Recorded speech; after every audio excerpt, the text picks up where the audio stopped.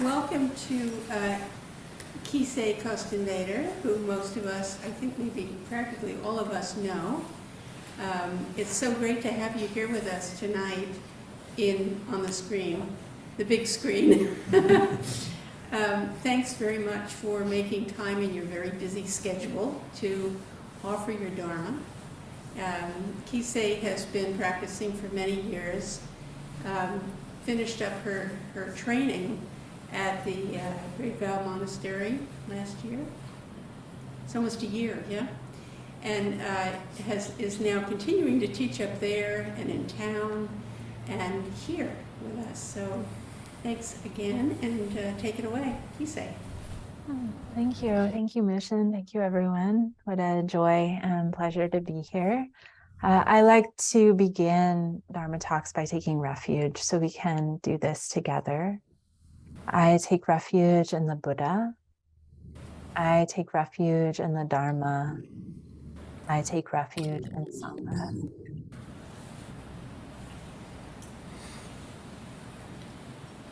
So I titled this talk, Unknowing Ourselves, the Practice of Fallen Leaves.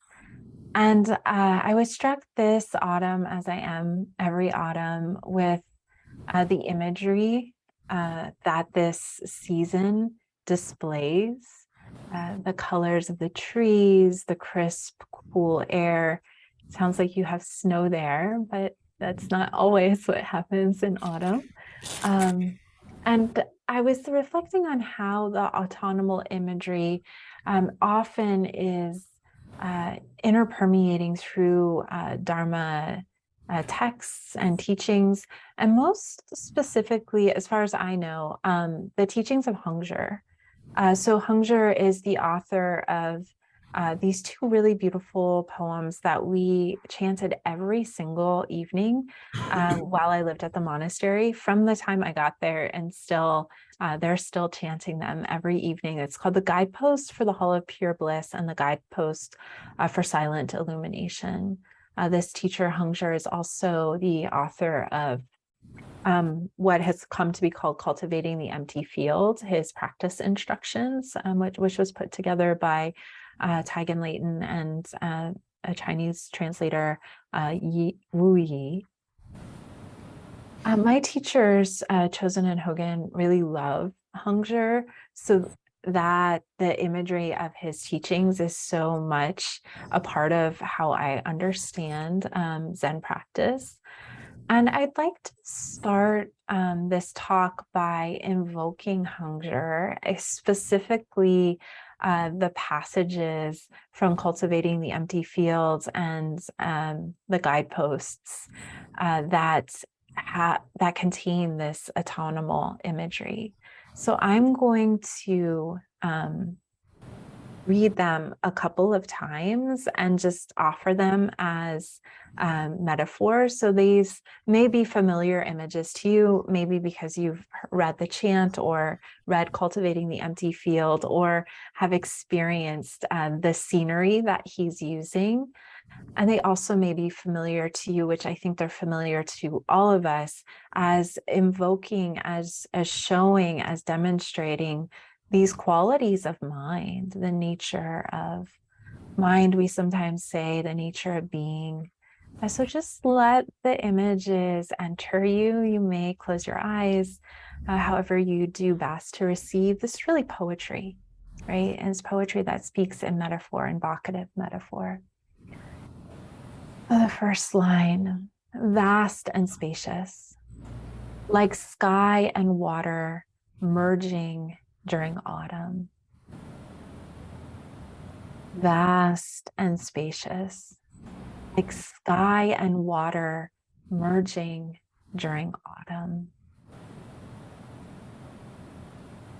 Next line, the place of silent and serene illumination is the heavenly dome in clear autumn, shining brightly without strain, gleaming through both light and shadow. The place of silent and serene illumination is the heavenly dome in clear autumn, shining brightly without strain, gleaming through both light and shadow. Next one. Clouds disperse and wind dies down. Autumn sky clears and the moon sets. Clouds disperse and winds die down. Autumn sky clears and the moon sets. Splendid and lustrous, like the waters moistening autumn. Noble, like the moon overwhelming the darkness. From the beginning, just beam through all gloom, profoundly free from stain. Splendid and lustrous, like waters moistening autumn. Noble, like the moon overwhelming the darkness. From the beginning, just beam through all gloom, profoundly free from stain. And the last one, this one is from the Guidepost for Silent Illumination. A crane dreams in the wintry mists. Autumn waters flow far in the distance. A crane dreams in the wintry mists. Autumn waters flow far in the distance. Well, each season, I think, has its own particular practice flavor, insight, and teaching. Autumn seems like a particularly potent time of year for practice, maybe a particularly Zen time of year. When I first moved to Great Vow, it was the summer. And the summer at Great Vow is like retreat season. And, long in Oregon, long summer days, lots of sunshine, lots of heat. And we tend to attract a lot of young people for the summer. We used to have this summer immersion program that was just completely free. And that's when I started, actually. Part of the reason I went, and I was in my early 20s. And so it has a feeling like summer camp. I'm just trying to invoke that feeling. It has the feeling of summer camp. And I remember when I first came, like just really, really falling in love with the practice container of Zen practice, monastic practice, retreat practice, but really longing for like, what is the seasonal expression of this place, knowing that summer was a unique time of year. And so I really wanted to commit for a year and do a year of training at the monastery. Ended up doing 11 years, which I didn't have planned at that time, but such things happen sometimes.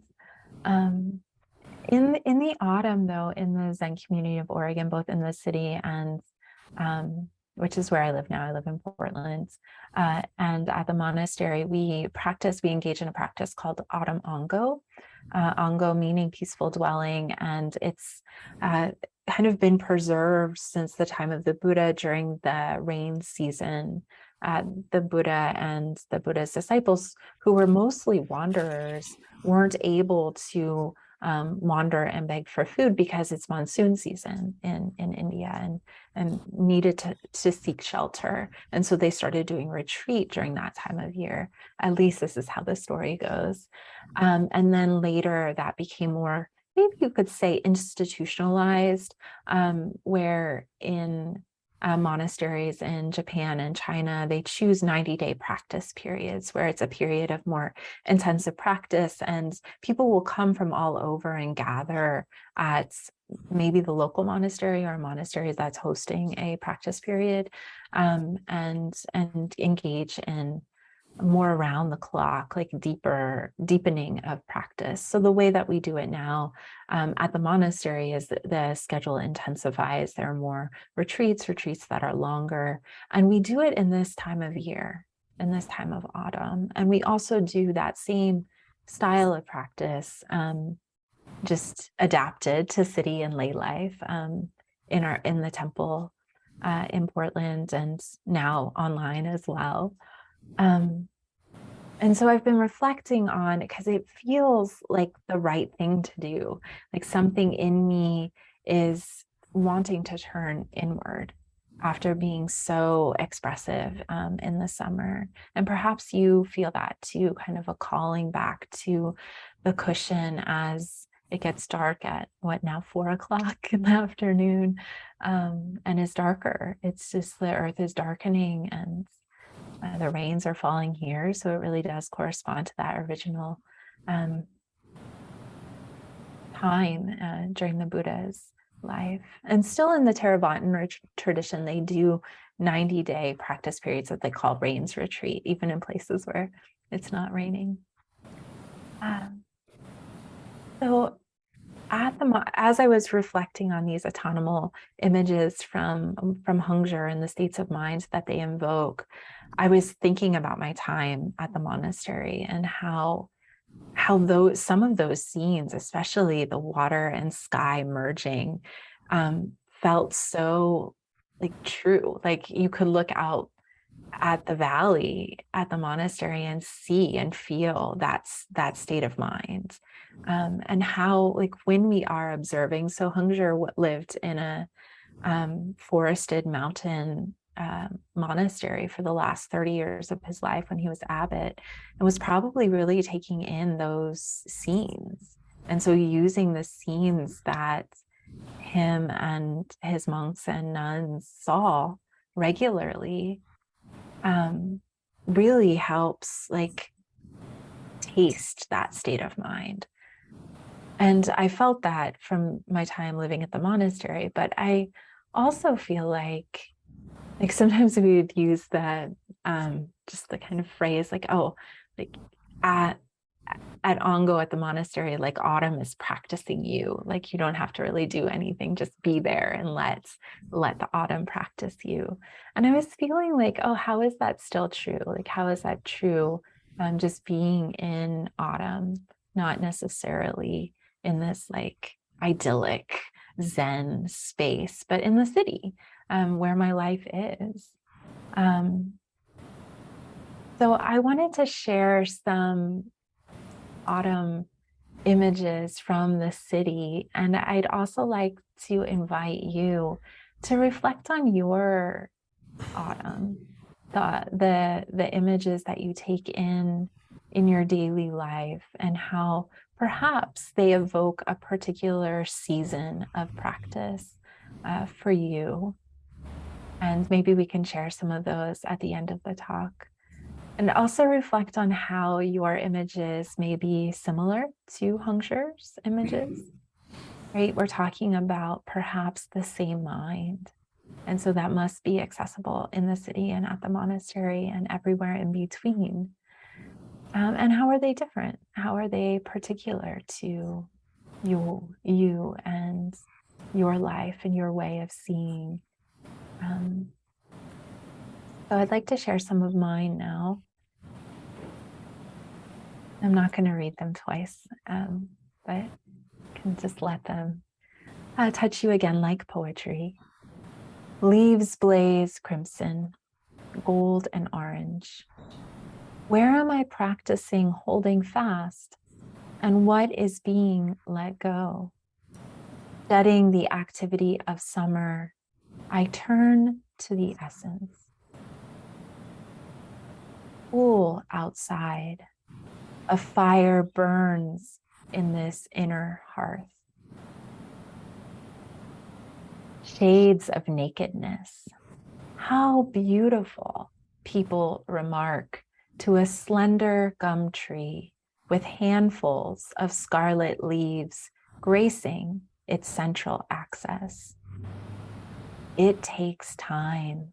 It takes time to unburden. Those thoughts, so close, so familiar, I don't even notice them. What would it be like to take off this language clothing? to dwell in my deep unknowing. Their bodies resting in small piles on sidewalk and street corners. One of my teenage clients shares that the sound of them crunching is one of his favorite seasonal coping strategies. I gather 5 small yellow ones for my earth altar. Another day, I gather 5 reds for our Sajiki altar at the temple. I have a friend who presses them into books, another who uses them in ceremony. The rest get crunched, blown, or composted.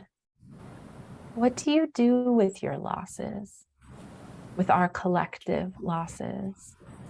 How do you honor the changes in your own life?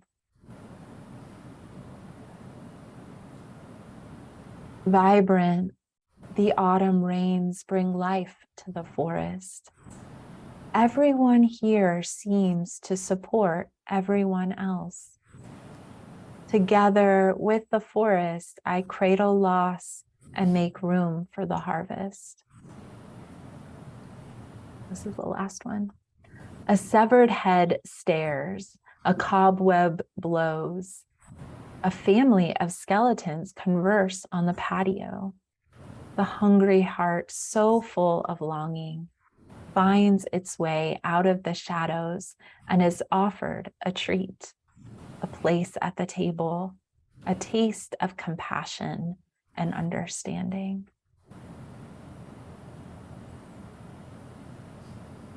Is it possible for Hungzher's sensibilities to meet the realities of lay life in the city? Here, in our daily lives, the images of autumn must include it all. The vast sky embracing houselessness, personal grief, the teens from work, the climate crisis, friendships, election season, budding opportunities, a friend's cancer, another friend's new baby, people trying to get by, broken glass, a bag of poo. Both expressions, Hungzher's monastic and my lay city life, suburban life, equally dharma. If form is emptiness and emptiness form. Yet perhaps lay life offers more opportunities to do the dance of personal, impersonal, conditioned, unconditioned, form, emptiness, form, emptiness.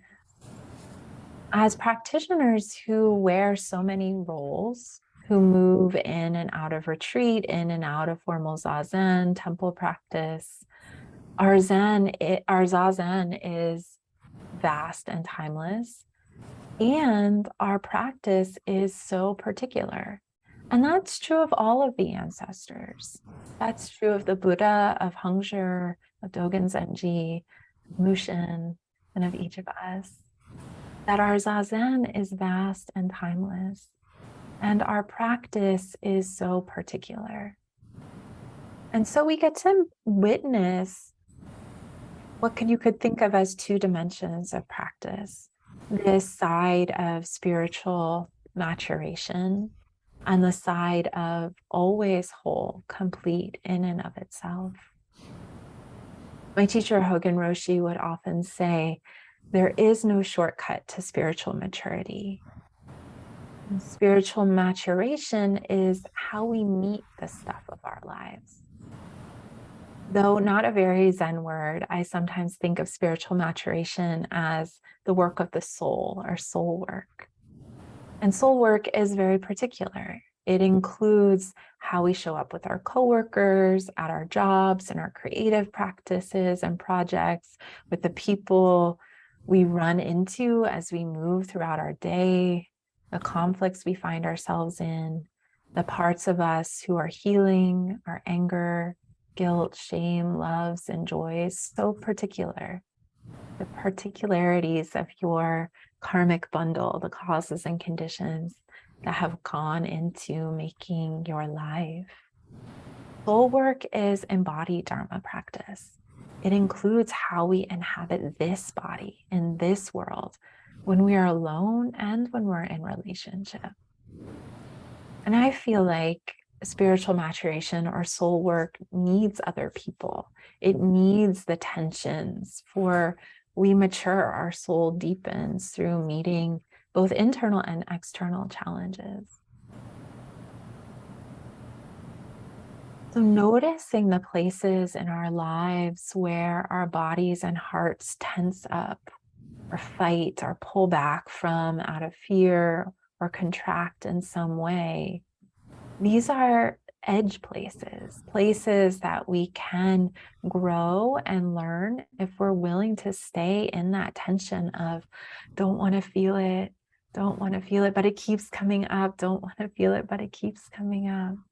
And so we either stay with it or we return again and again to those places of tension, those places where we contract.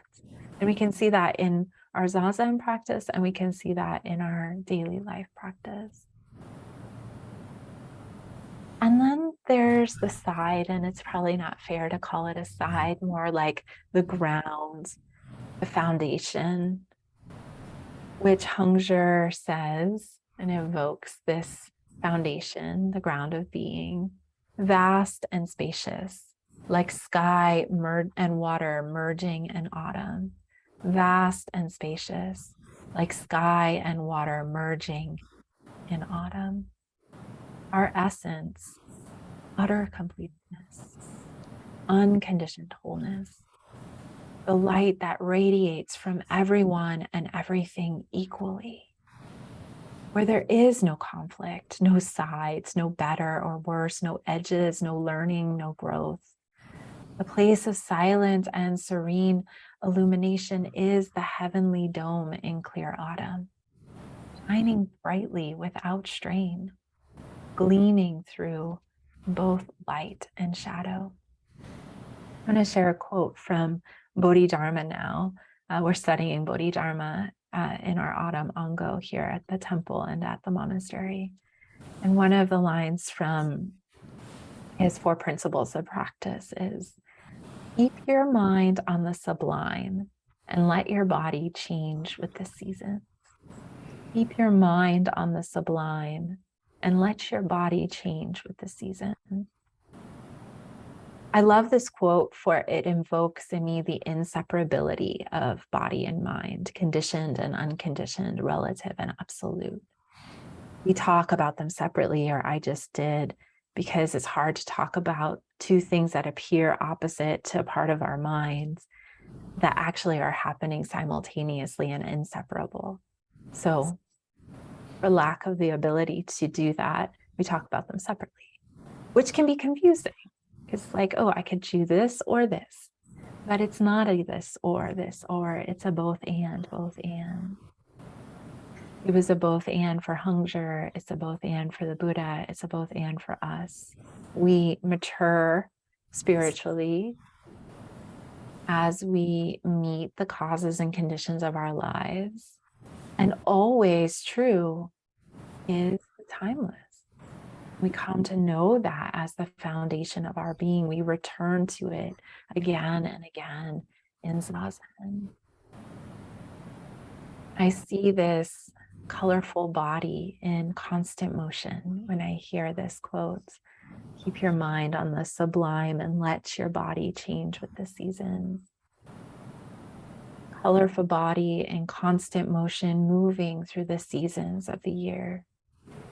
At one time wearing crimson leaves, at another basking in the sun, another time playing in the rain, then moving through snowfields.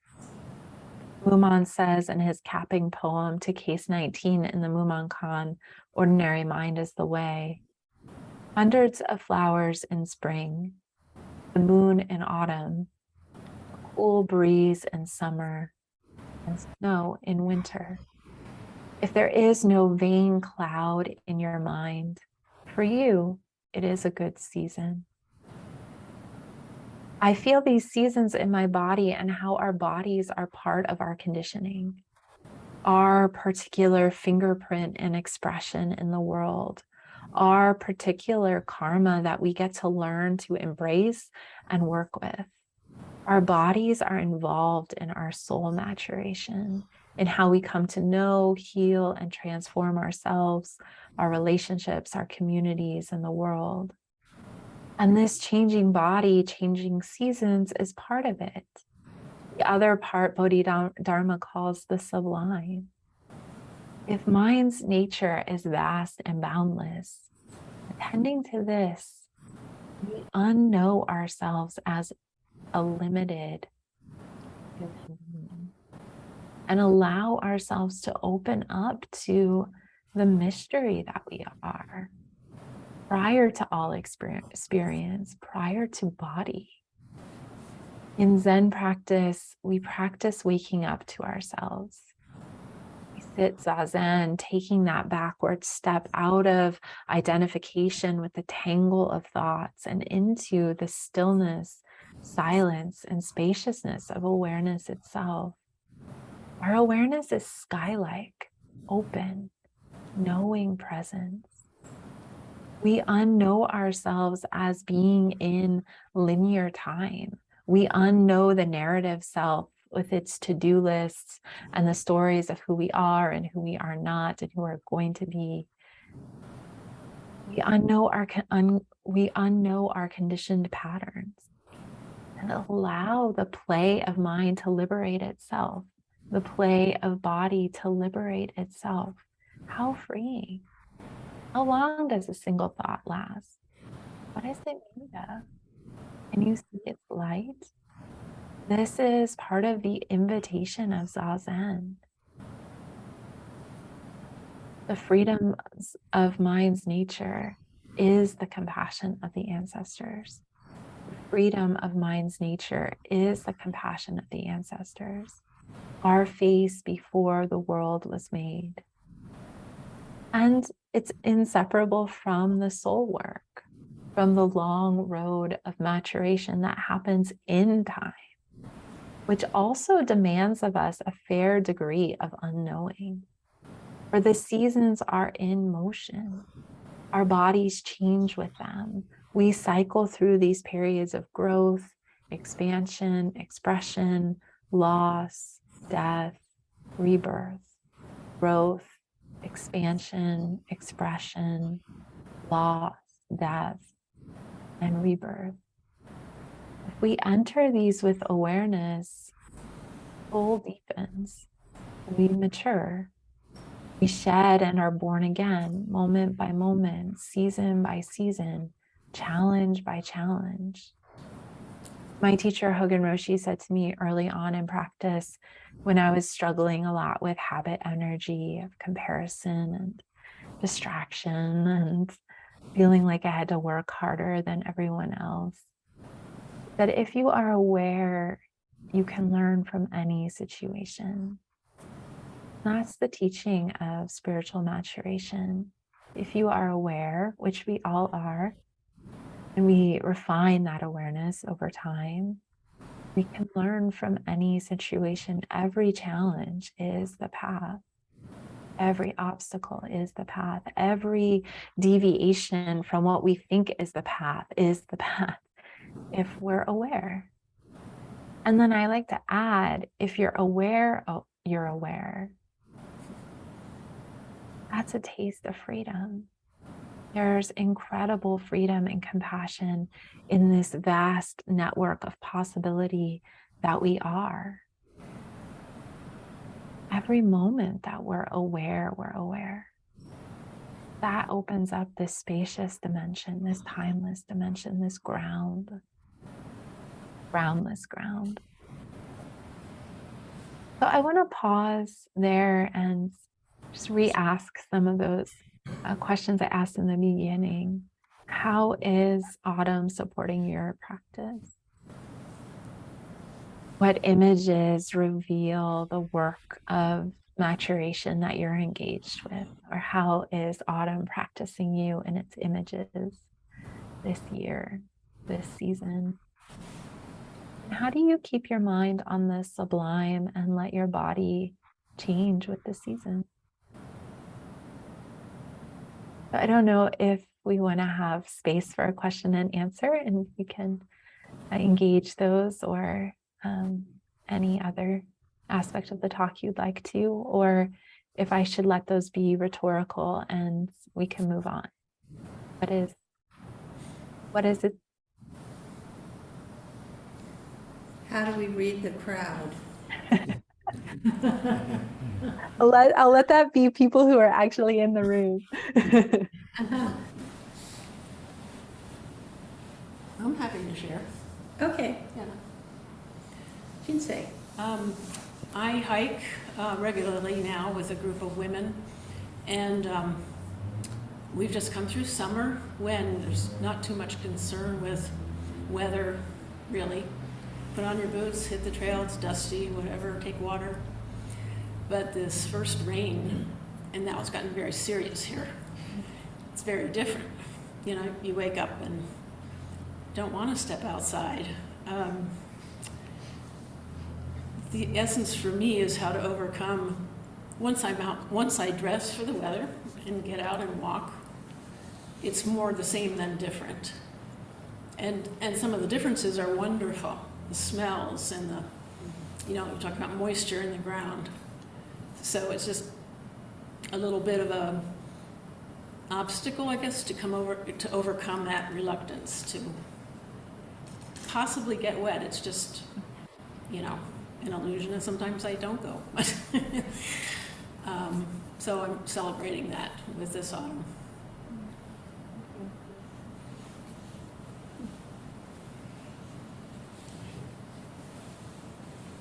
And this is Guinea. What occurs to me about autumn is there's autumn of the year and there's autumn of the life. I mean, I feel like I'm in autumn of my life, getting to be kind of an old person, and that has a certain feeling to it. And some of it is loss and regret. That's part of it. And so it was really spoke to me when you were talking about the leaves falling, and I don't remember how you said it now, but it's honoring and seeing the beauty in what has fallen.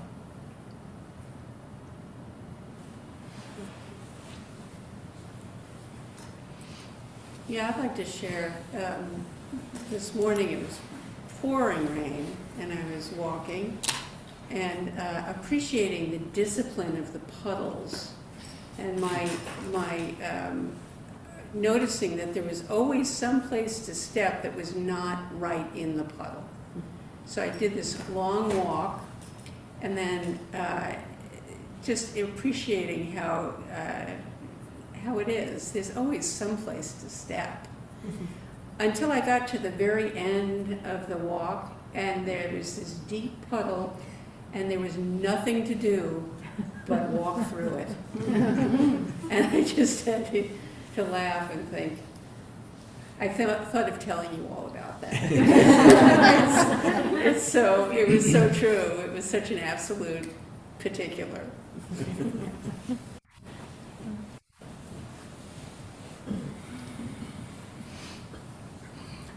Matthew, I just wanted to share that I really enjoyed the thought of practicing through our rainy season in the context of the many, many rainy seasons that the ancestors have practiced throughout history. And also the connected thought of how much of our body is made of water. Thank you. Jack, I really appreciate all of the seasons, and that's one of the nice things about living in Oregon. You know, it feels like we have really 4 true seasons, but in the autumn, I fire my hot tub back up again, and it is under a cover, but I put my earbuds in and I listen to Dharma talks for about a half an hour or 40 minutes while I'm sitting in this nice warm tub of water. And this morning it was pouring so hard I could hear the rain coming, down on top, even through my earbuds, listening to the Dharma talk. And it's almost womb-like, where I'm just inside there and just absorbing things. It just feels wonderful. Doryu, I think of where do all the little animals go? I've started feeding birds lately. I put a little bird feeder hanging in a tree outside my window. And they'd come and they like take a little seed and run away, little tiny things. And then when it's pouring rain like this and snowing, but where do they go? And I start thinking about where are they? And then I remember that I have my own little burrow that's so safe and warm, and I feel gratitude for that. But at the same time, I feel like, where are they? Where are the deer? Where are the turkeys? Where do they go? And so now I'm contemplating that. And I see your kitty back there, by the way. Yeah. The kitty got up and stretched for a minute and then sat.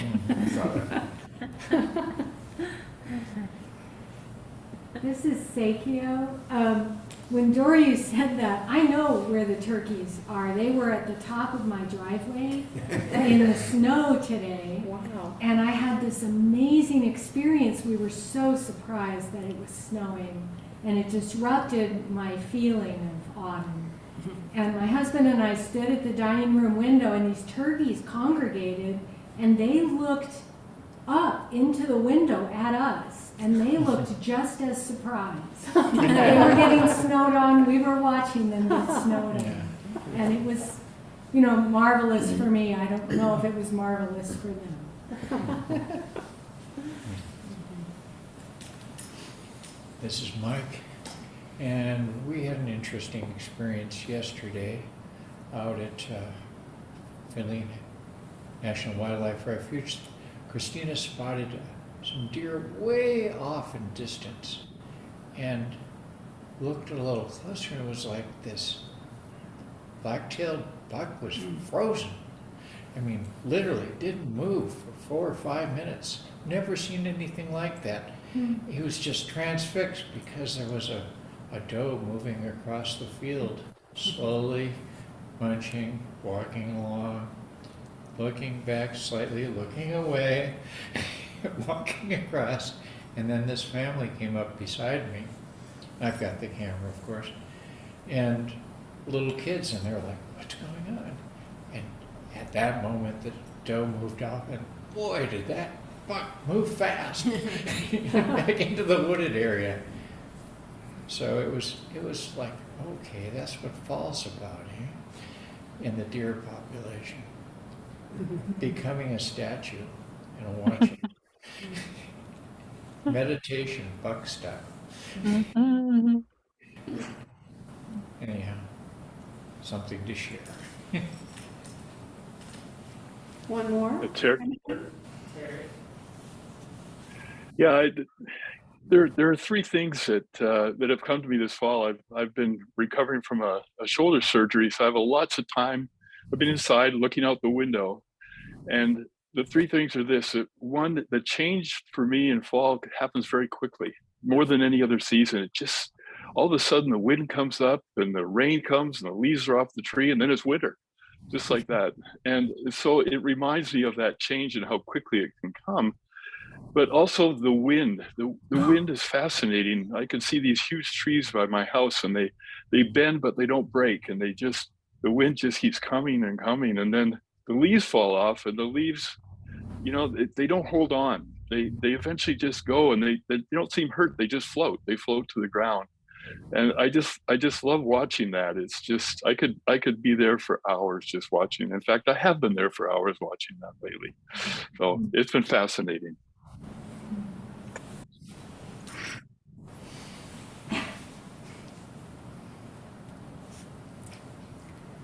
Thank you so much. Thank you for sharing your wonderful, inspiring poetry and the mind that is so open.